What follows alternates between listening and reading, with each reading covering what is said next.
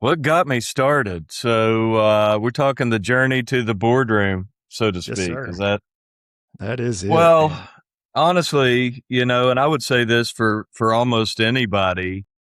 Our journey to the boardroom starts way before that. And I like to tell the story. Honestly, I grew up here in DFW in Garland, more of a blue collar town. Really is now a lot of manufacturing and whatnot. But the story really started out even long before I ever went to work, and that is my folks got divorced.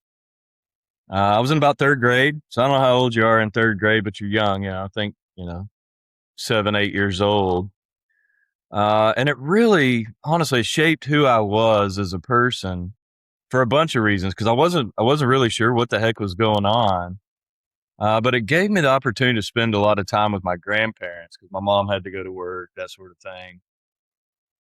And my grandfather was a contractor, and he did remodels. He put roofs on houses, put floors, tile floors. And so I spent my youth really learning what it was about to work hard, to do what you said you were going to do, to show up with your tools and fix things when they were broken.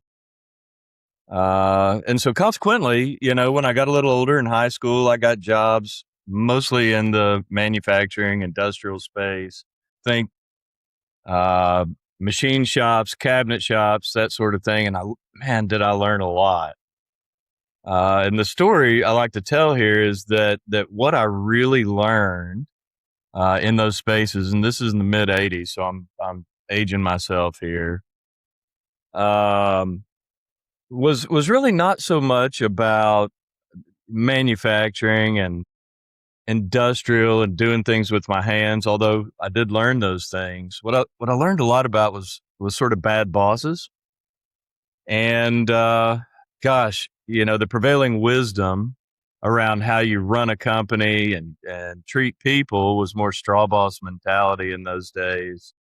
And modern day leadership hadn't quite hit the mainstream. It was do as I say kind of mentality. And I guess my junior senior year is probably my summer after my junior year. I went to work at a cabinet shop called Metro Store Fixtures. Metro Store, we made all the cabinets for a place called Things Remembered, which you may remember. It was in the malls. They did like engraving and stuff, and the Sunglass Hut. Maybe that was the birth of my love for cool sunglasses. You can see my hat and sunglasses back there. You can almost never see me in public without a hat and sunglasses on. Still to this day. But anyway, what I learned there was a guy named Barry. He owned the place. I wish I remembered his last name right now. But Barry was different. Okay, I mean, when he walked the floor, which was every day, this in this cabinet shop, people really sought him out and wanted to show him what they were working on. He knew who we were, even as high schoolers.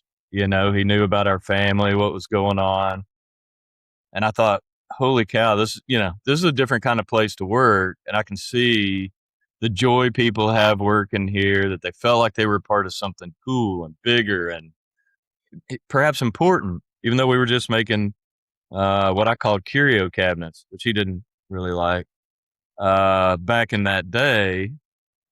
And I told myself then, I was probably 17 years old or however old you are, and I said, I'm going to work here forever. This is my place, right? These are my people.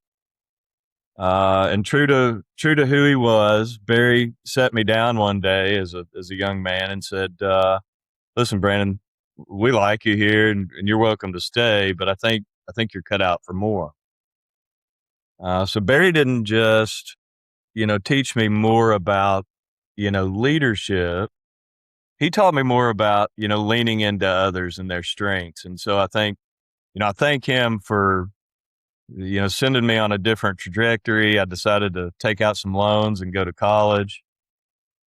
Spent about 3 years in business school. I hated it with a passion.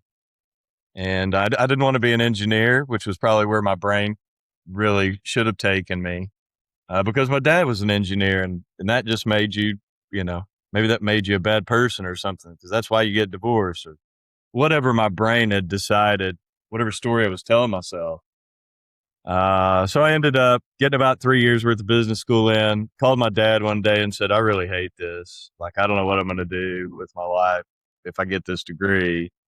He said, I told you should have been an engineer. So, it was God ordained. I left the school I was at. I ended up at Texas Tech University, studying mechanical engineering.